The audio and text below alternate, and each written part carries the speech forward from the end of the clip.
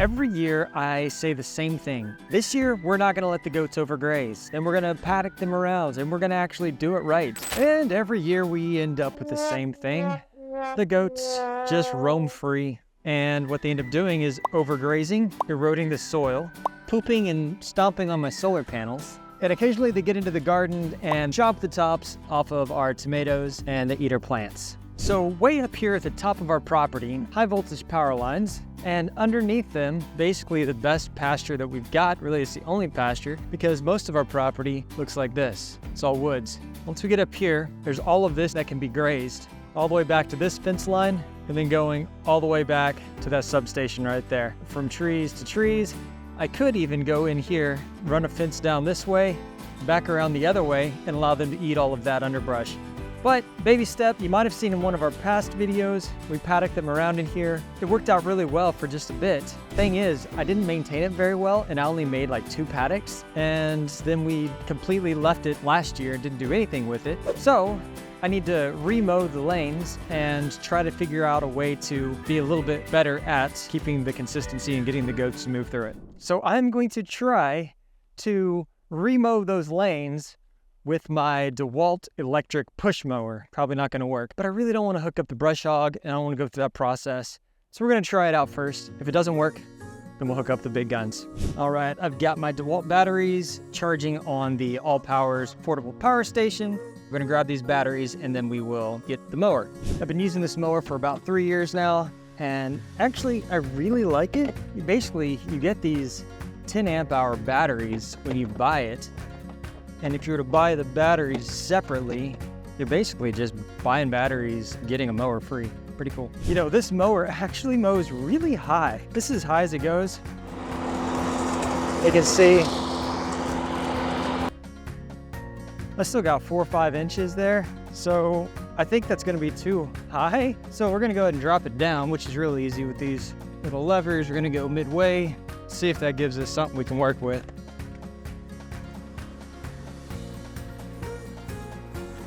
I think that's going to be better. Am I going to be able to go through all these briars? Here is going to be a great straight shot. Give it a go.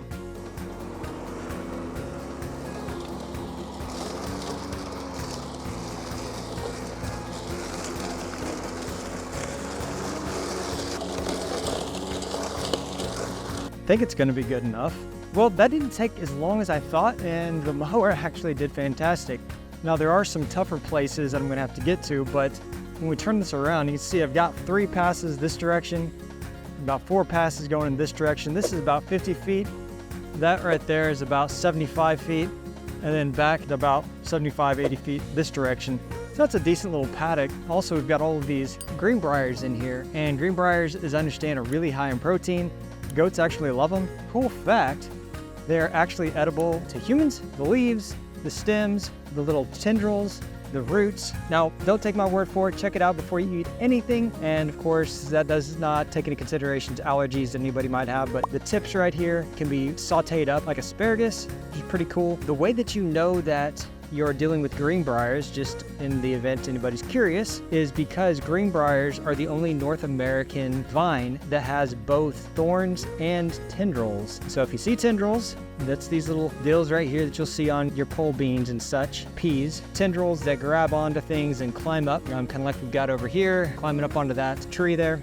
Elm, I think it is. So if you see thorns and tendrils, then you're dealing with a greenbrier. Now there's a couple different types of greenbrier. Some of them are as thick around as my thumb, and some are small like this, but these tender parts, the goats love them, and I think they're like 23% protein or something like that. All right, well, batteries finally died. The thing I want to mention one more time is that this thing is run off of this thing. I charge my batteries with energy that I pulled from the sun, and I think that is pretty cool. If you're looking for a way to mow your yard or your pasture, it doesn't require you to actually continually run down to the gas station to fill up your red can.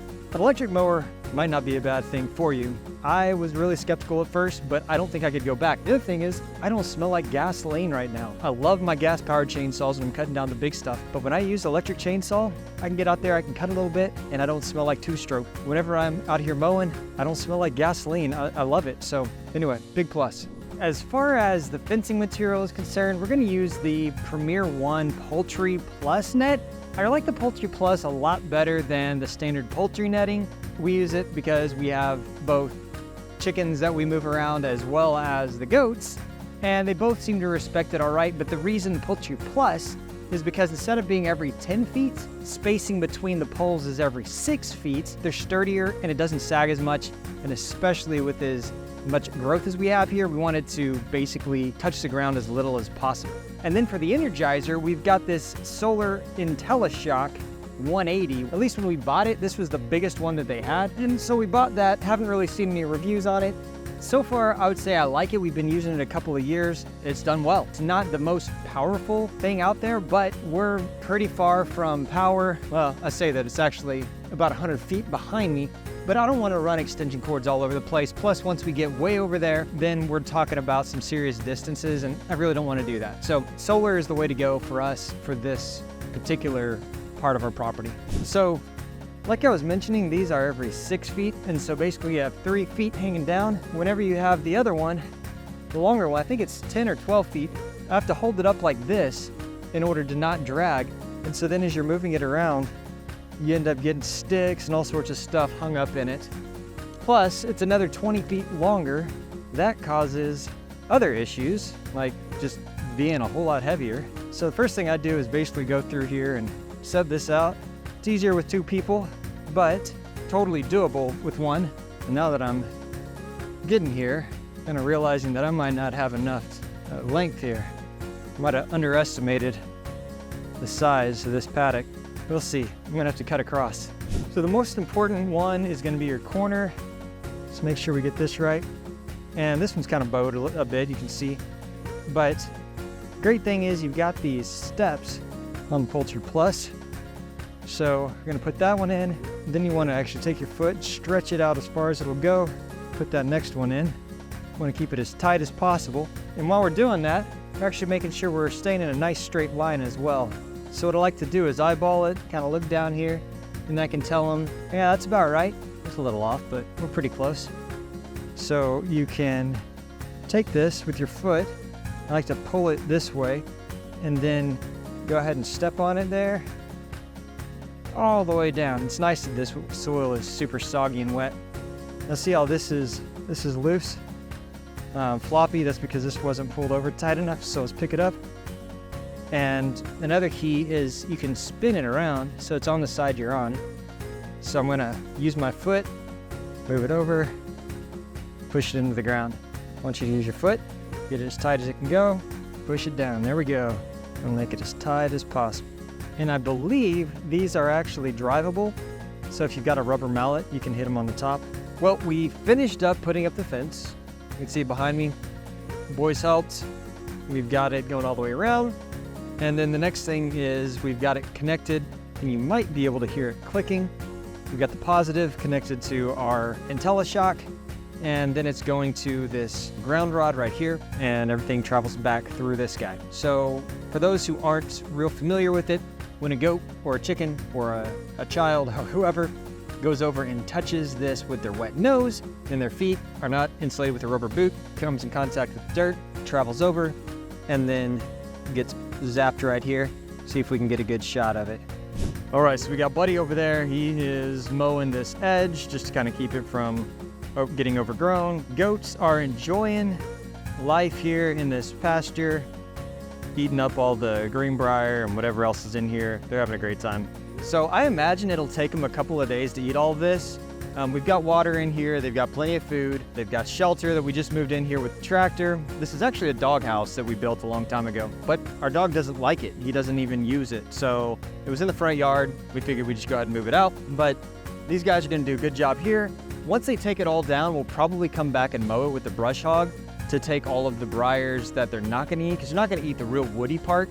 So take that down to the ground, and then we'll come back over here and focus on another paddock. I think I'm gonna go ahead and purchase 2 more of these Poultry Net Plus fences. I'm just realizing that I'm kind of limited here, and I don't want to take what I've got protecting our fodder trees. So that's kind of what we're gonna end up doing now. At some point, I need to burn this giant pile back behind me. I don't know what the rules are whenever you're, oh gosh, that just shocked me. I touched the electric fence. Got that electric taste in my mouth. I don't know, I'm standing in a puddle. I don't know what the rule is when you're burning underneath the high voltage transmission lines, so I might have to contact the electric company and see how we can do that. But if we can get all of this under control and we can end up with all of this as pasture, this would be really nice for grazing. It'd be great. I'd love to eventually get some sheep out here instead of goats. Like I said, here's the pile, the size of the John Deere over there. So pretty significant pile, a lot of honeysuckle. I've got high hopes for this place back here. I think it's gonna be awesome. Thanks for joining us. If you're interested to see what we did last time, a couple of years ago, check out this video right here. It's gonna talk about, I think it was like 14 days in the same spot with these goats. This is this exact same area. And we saw pasture fruit and all sorts of cool stuff, which I don't see anymore. Interesting. All right, we'll see you on the next video.